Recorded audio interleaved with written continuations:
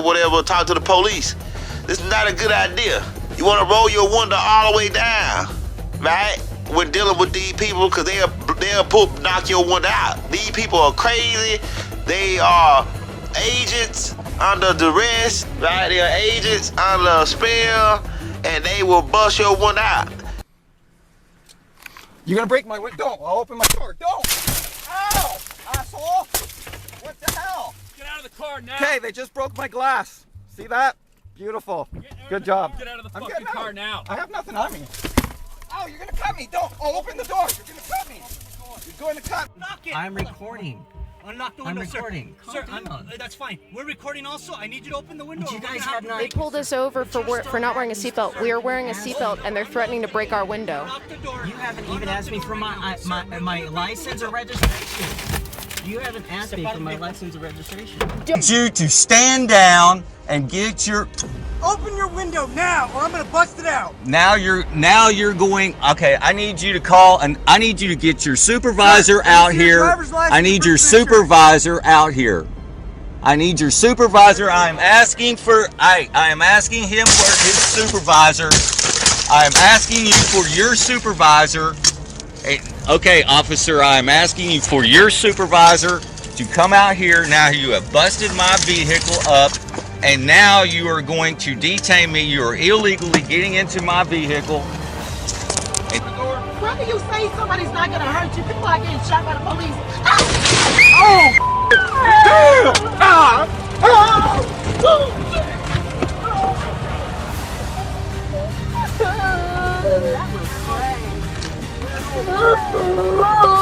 Now, depending on the situation, you can end up getting your money reimbursed for suing them.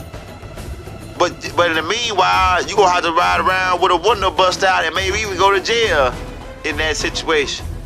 When all you had to do is roll the window all the way down and deal with the police based on the information that you already got so far. Am I being detained? What is the probable cause for my detainment, right? These are things you should know. If I'm not being detained, am I free to go, right? Because you must understand the thing about the IDs and the driver license situation. Understand the difference between a driver and a traveler, right? And what is a driver? By textbook definition, a driver is one who is employed in conducting a coach, carriage, wagon, or other vehicle with horse, mule, or other animals, or a bicycle, tricycle, or motorcycle. One who is employed. The key word is employed, meaning you make money to drive. And such as driving a diesel truck, and such as driving a taxi cab or Uber driver. You know what I'm saying? If you drive a truck to deliver things, like liquor or certain things on the road, you would need a driver license because you're employed, right? The key word here is employed.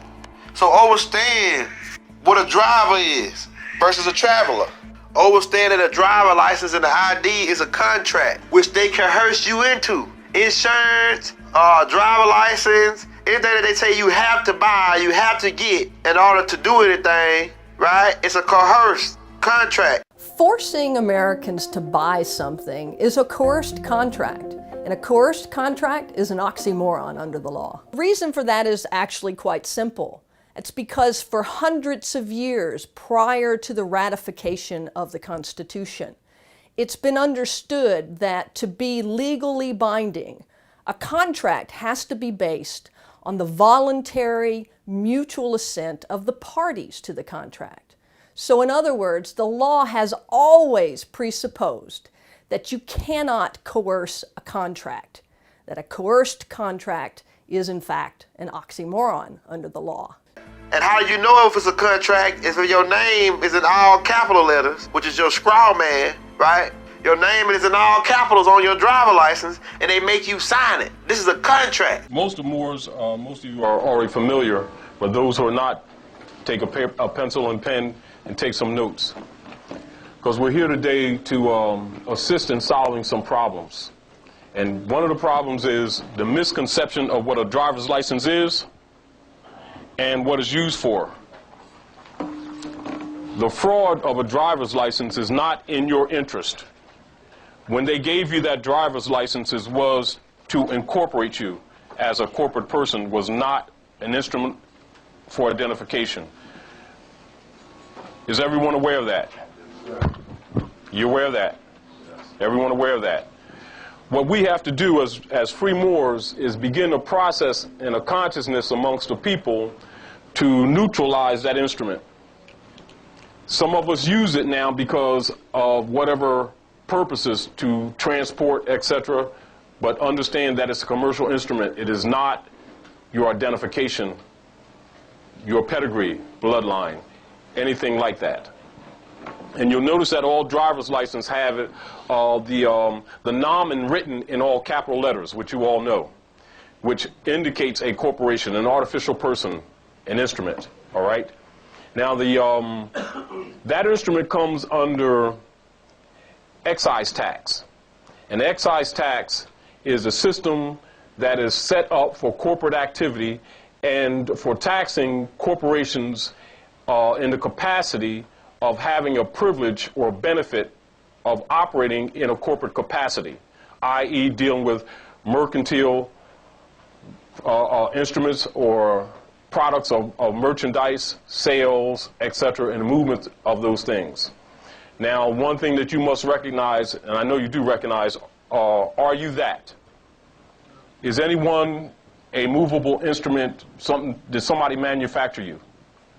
Are you a living, breathing being, thinking being? Well, what the driver's license does, it identifies or tags moving property. And you must understand that. And the reason I'm telling you these things, and the reason we're doing this particular lecture, is because if that's not addressed by the people on a serious matter, it will be used, as it has been used, to profile you, to extract revenues from you as chattel property. And most people are under the impression that slavery in the Union State Society had ended. Well, the driver's license is one of the major instruments that is used politically to sustain slavery. And we're going to teach you how to sign contracts and not be obligated or tied into or to reserve your rights. Driver license is a coerced contract, and you cannot coerce people into buying something that they don't want to buy. And they say, right, subliminally, they don't tell you that they're coercing you into the contract. They just coerce you into the contract and say that you volunteered to sign your rights over. Because when you get a driver license, you sign your rights over. Unless you sign your autograph, right, with UCC-1308 next to it, or authorized abbreviation agent or agent, right? And a Texas judge just shot the Obamacare down, saying that it was unconstitutional because you can't force Americans to buy something that they don't want to buy. So by them shooting down Obamacare in a federal court, this is admission to all the other things that they're forcing Americans to get. See what I'm saying? So we're about to go in. Also, a driver license is only required for the people in between the ages of 15 and 17 because they are still minor, right? And usually when people turn 18, they just go in there and renew the license. And the DMV don't tell you that this is the contract. They don't teach you this in school, that this is a contract, and that you're signing a contract and that they can come in and take your rights away. That you're signing your rights away when you get a driver license. Like I say, there's nothing wrong with having a driver license. But if you get a driver license, you must understand how to sign it, right? Because you gotta understand contracts, okay? So a coercive contract is something that somebody's forcing you to buy that you don't want to buy. But they're telling you gotta have it. And you asking for permission to drive on public streets, right? You asking for permission from a fictitious company called the DMV when you have the right already to travel, right? And what is a traveler, right? Let's get into it. May I make a correction, sir? Go ahead, sir. Yes, I'm traveling.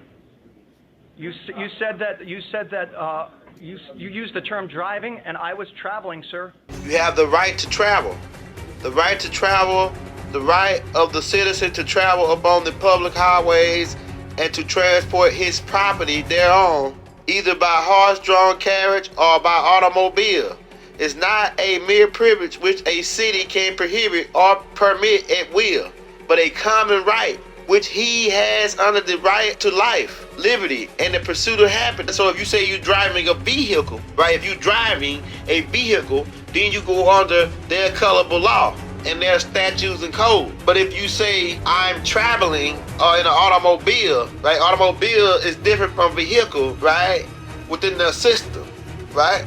Or private property, right? I like to refer to my automobile as my private property, right? So you're traveling, you have the right to travel in your private property, right? But you don't have the right to drive in a vehicle without a license. So you see where I'm going? You see the game, how they play this game? See what I'm saying? So we're gonna break this code for the average man, for the average guy, you know? So if you say you're driving, that means that you're employed and you're making money off driving. Thus, when you break infraction and you're a driver, you're held accountable to then forfeit over some of that money that you made off your driving. So overstaying the game. If you're just traveling, it means that you're not making any money. Thus, the remedies of them trying to get money out of you is none and void, because traveling is a non-profit thing. So if you want to go the no driver license route, you will then become, address yourself as a traveler, and you're moving about in your private property or your automobile. You're not a driver. You don't make money off of your vehicle. You're not a driver. Keep that in mind. If you do not make money to drive, then you're not a driver. You are a traveler. When you go into your mother's to visit your mother, or you go into the store, you're not driving, making money to drive. So thus, you're not a driver in law. So understand these things. If you don't travel, right, and you say, I'm gonna get a driver license, right? Because in some cases, especially in the southern states, for the cops who haven't been experiencing the right to travel beings, we're gonna have a driver license. I'll try to write you a ticket for not having a driver license, right? But understand, what a driver license is a contract, and you can go down and get you a driver license, like I say, and sign your name with UCC-1308 next to it when you sign, right? Or sign authorized agent or agent next to it, right? And this is how you but still be able to exercise your rights within the contract. If you already got a license, don't worry, when you ready to renew them, just sign like I told you. Or if your license is damaged or something, just tell them you want to get a different license and give them the damaged license, right? And then now sign your name, right, with UCC-1308 next to it, saying that you reserve all your rights. Or authorized agent. This is how you reserve your rights, right? When you do contract and do business with this fictitious corporation. If you like my Morris brothers, right? They say my Morris brothers, my Bays, my Bays say they don't want nothing from this system. So they got a Morris ID card. So we got a Morris ID card, right? We got a Morris ID card which you can purchase, right? We're gonna try to put the link down below, different links where you can get your Morris identification card, right? To show them that you're indigenous, right? This is how we move. Some of my bays, you know what I'm saying? They move without doing any connection or doing any business with the system or doing any contracts with the system. So now that you know what a driver license is and what a driver is and what's the difference between a driver and a traveler, now we can get back to the tape and get back into how you deal with these agents when approached by them. When approached by an officer and they violate any one of these rules so far that you've heard in this tape, you want to get their name and badge number or take their card so you can report them, because the more you report them, the less we'll have to deal with these agents, right? And they'll see that we holding our square as a unit, and the brutality will stop and eventually cease. 2 Florida police officers are facing scrutiny for pulling over Aramis Ayala, who happens to be the first black state attorney elected in Florida history. This body camera footage posted by the Orlando Police Department is making the rounds on social media. This happened in June. Take a look. What agency are you with? I'm the state attorney. Okay. All right. Thank you. Your tag didn't come back. Never seen that before. I'm sorry? Yeah. We're good now. So it was. We ran the tag. I've never seen it before. A Florida tag. It's never come back to anything before. So that's the reason for the stop. What was the tag run for? I'm sorry? What was the tag run for? Oh, we run tags all the time, whether it's at traffic lights and that sort of stuff. That's how we figure out if, cars are stolen and that sort of thing. Also, the windows were really dark. I don't have a tint measurer, but that's another reason for the stop. Do you guys have cards on you? Yeah, 1 second. Actually, this isn't my car, but I can write my name down if you'd like.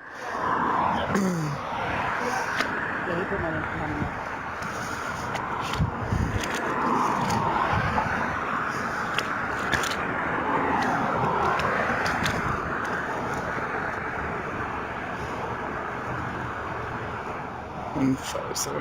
Ready? There you are. Have a good day. Police are very particular and spooked out about you asking for their badge number, their name and badge number, or their card because they know you're going to report them or you have intentions of reporting. So you can be very nifty in how you do this. But make sure you get the name and badge number and remember. You don't know how it works, do you? Let me see your card or something with your name. I'm going to give you my name. I need business cards. I need business cards. I need your business card, though. I need your business card. He's giving you a card right here. I need your business card. Who are you? We're from the Sheriff's Department. Yeah, who are you? Sheriff's Department. Who are you? Like I say, roll the window all the way down. Be sure to be clear on asking the officer, are you being detained or are you free to go? If you're being detained in certain states, like we say, you'll be required to show ID, right? They're going to be pressing for a driver license if you're operating what they term as a vehicle. But like we say, if you're traveling and private property in an automobile, you don't need driver license, okay? So remain calm, overstand your rights in this sequence. The only thing you're required to tell the police, remember, your name, your date of birth, and in some cases your address. Other than that, they can talk to your lawyer and they tell you that they Miranda right. If you're a Moors, right, or you're a Moor and you're indigenous man to this land, they're not even able to touch you, right, unless it's on a federal level, right? A probable cause on a federal level, right? Because you are indigenous to this land, right? And we're gonna get into all that as the classes go on. We just wanna walk you there, right? So by the time you do, if you're not a Moor by now, or haven't claimed your indigenous by now, by learning these tapes, you already gonna have an idea of what's going on and what it is to be a part of your inheritance as far as your rights go, right? Because these are your birthrights, and you give them up when you go into contracts with the government or with fictitious organizations, such as a DMV and insurance, right? Which are things you can have, but you must know how to deal when you sign these things, because your signature is like a bar of gold. Your signature is worth more money than $1 million in your pocket. Understand that the police are public servants. So if you feel like one of the law agents is violating any one of these rights, right? Like your 5th Amendment right, your 1st Amendment right, your 2nd Amendment right, your 3rd Amendment right, violating one of these amendments, right? And it kind of give you an overlay of what all the amendments are, right? The 1st Amendment, freedom of religion, freedom of speech, and the press, the right to assemble, the right to petition the government. 2nd Amendment, the right to form a military and to keep and bear arms. 3rd Amendment, the right not to have soldiers in your home, right? The 4th Amendment, protection against unreasonable search and seizures. The 5th Amendment, no one can be tried for a serious crime unless indicted, accused by a grand jury, right? 6th Amendment, people have a right to a speedy trial, to a legal counsel, and to confront their accusers. Meaning if somebody snitched on you, you have the right to confront them, right? The 7th Amendment, people have the right to a jury trial if they're being civil sued, right, over $20. Remember we told you about the 7th Amendment on the last tape. If you have a right, if they're suing you for over $20 in court, you have a right to trial by jury, right? And your 8th Amendment, protection against excessive bail, meaning they can't raise your bail.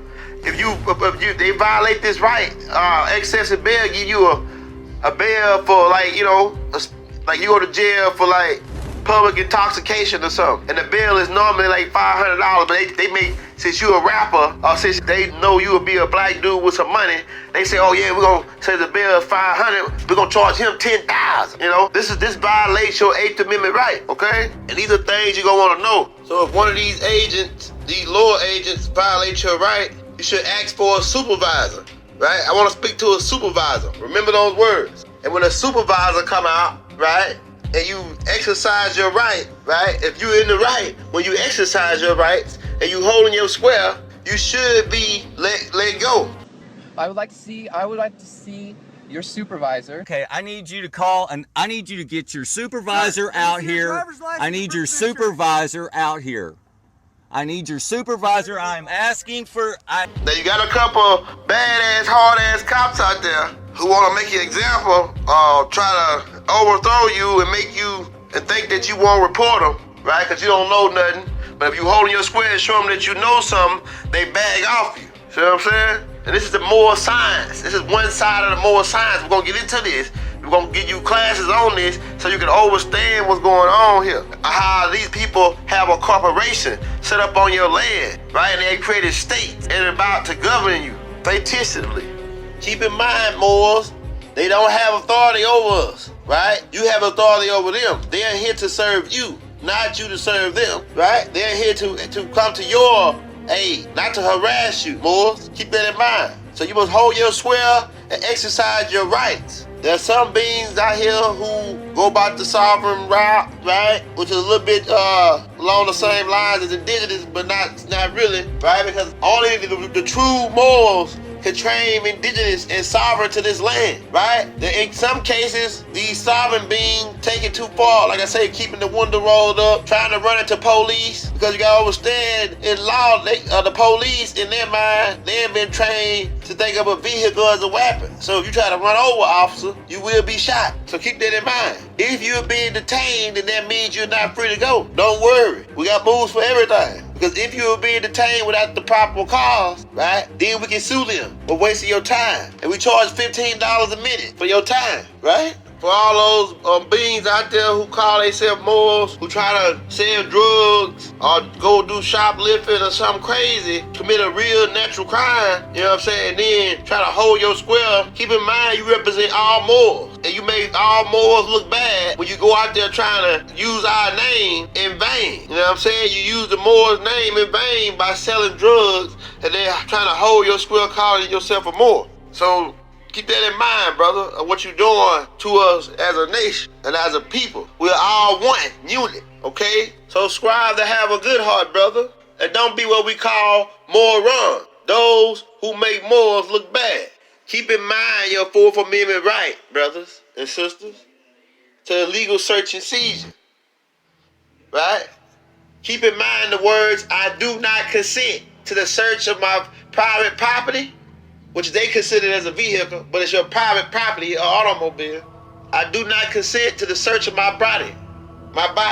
And they can't search you without probable cause. They can't search your car without probable cause. And most Darren, do you see any ways you could have handled yourself better? Good evening, officer. How's it going? Did you know you were swerving between lanes? No, officer. Let me see your license and registration. Sure.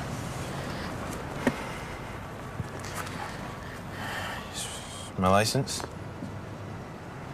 Here's my registration. Now, Darren, we've had some problems with gangs moving guns down this highway. You're not packing any Tech 9s, are you? No, sir. I didn't think so. So you don't mind if I take a look, do you? Officer, I know you're just doing your job. I don't have any guns or whatever, but I don't consent to searches. Perfect. Rule number 3. You have the right to refuse searches. This comes directly from the Fourth Amendment. If they have reasonable suspicion to detain you, police may pat down the outside of your clothing to check for weapons, but only if they have a basis for suspecting that you're armed. If they feel a hard item that might be a weapon, the police may pull it out of your pocket to check it out. Police may ask you to show them what's in your pockets. Remember, you don't have to do it. Emptying your pockets is the same as consenting to a search, and you always have the right to refuse. In your case, there appeared to be no basis to justify their stop and frisk. It happened so fast, it was over before I even knew it. What could I have done different? You don't have a lot of immediate options here. If police detain and frisk you, you have the right to clearly state your refusal to the consent to the search. Officer, I'm not resistant, but I do not consent to searches. But for your Fourth Amendment protection to legally apply, you must be prepared to clearly state your refusal under pressure. Everyone, repeat after me. I don't consent to searches. I don't consent to searches. The officers can't hear you, so say it again. I don't consent to searches. One more time. I don't consent to searches. You a law student or something? So if I show that I know the rules, he might think I'm a law student. Or maybe I got big legal connections. Perhaps. But don't get carried away by saying stuff like, I know my rights, get out of my face. I'ma sue you. Never tell the officer you know your rights. Show the officer you know your rights by asserting them calmly. Most time, if you don't consent to the search, they be like, oh, we got a tricky one here. So they'll call out their K9 unit. And hopefully you don't got nothing in the car, right? And you just hold your square down, right? In some cases, in small towns, they'll make it like the dog hit on your car. Oh, the dog was really interested in his car. And tear your car apart, you ain't got nothing in your car.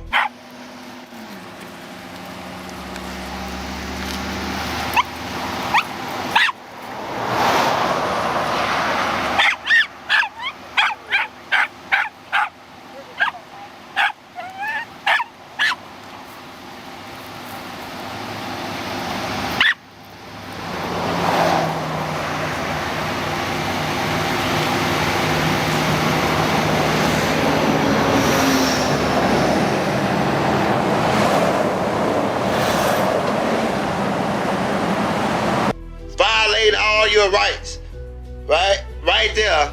So it's tricky. This game is tricky, but we gotta start holding our square and letting these beings know that we ain't bagging down from these agents of the matrix called the Corporation of the United States of America. Cops cannot put their hands on you. Just because they got a badge don't mean they can touch you. That's the same thing as assault and battery. You can file for assault and battery on the officer, especially if they put their hands on you and you cooperating, and they don't even have probable cause to even be messing with you in the first place, right? So the cops cannot touch you, right? Remember, Moors, to state your nationality for the record. I'm a Moorish American, sovereign man, indigenous to this land. Remember that. Let it be known that you know your rights, hold your square, and represent for more. Well, first off, I'm a Moorish American. You what? I'm a Moorish American, indigenous, aboriginal to this land. I'll let you know what's going on before I ask you another question. This man right here insulting me in front of everybody while I'm just trying to make a simple transaction. Insulting me. Okay. So am I not, if I came to the cash register, am I not a customer just like anybody else?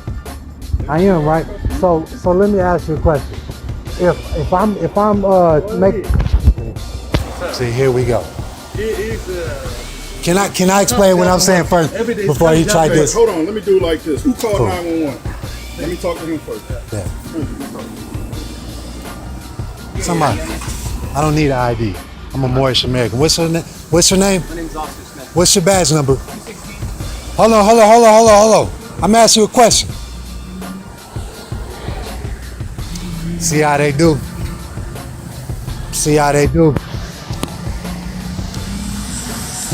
He want to walk away while I'm asking him a question.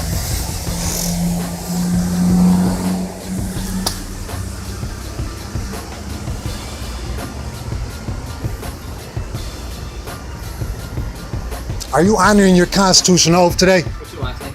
I'm asking you a question. Hold on. You don't give orders or have any authority over me. Do you have a delegation of authority? What's your last name? You have a delegation of authority from Congress per Article 2, Section 3 of the United States Constitution. You're going into the sheriff. No. You don't have authority over me, so don't act as if you do. Are you honoring your constitutional oath? All right, what's your last name? Look, I'm going to ask you one more time. One more time. In my face. All right, okay, cool. Are you honoring your constitutional oath?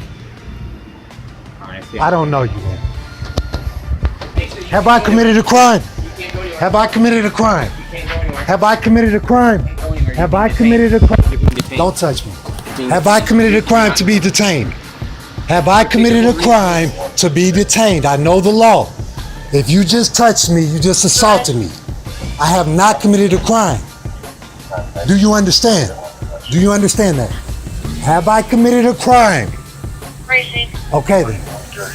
I'm telling you right now, you're going to get yourself in trouble. Don't touch me. I'm not going to tell you. Keep your hands off of me before I sue you.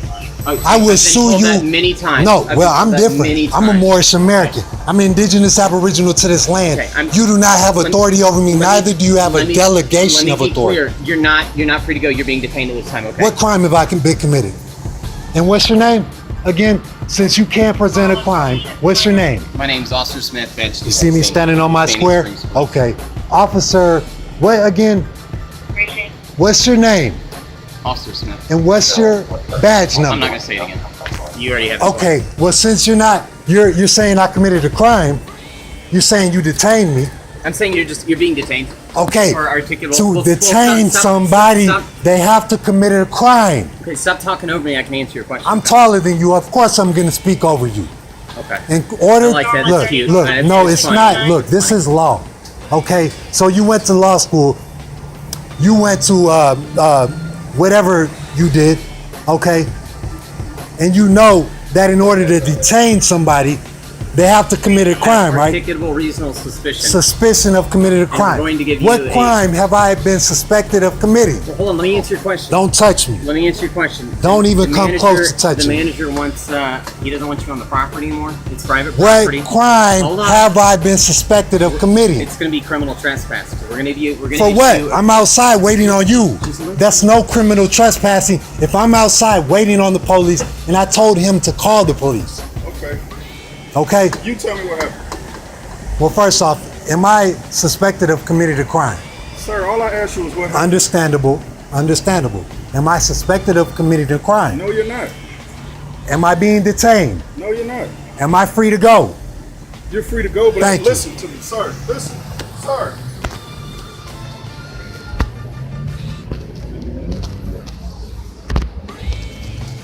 There is no sir. I'm a Moorish American.